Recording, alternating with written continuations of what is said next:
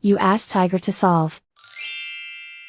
This deals with linear equations with one unknown. The final result is x equals 8.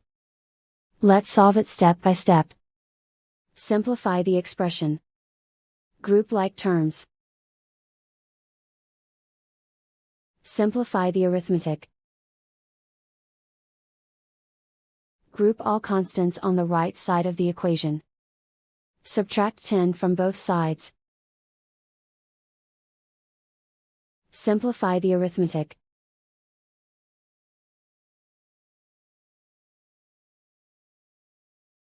Isolate the x. Divide both sides by 10. Simplify the fraction. Find the greatest common factor of the numerator and denominator. Factor out and cancel the greatest common factor. And so the final result is x equals 8.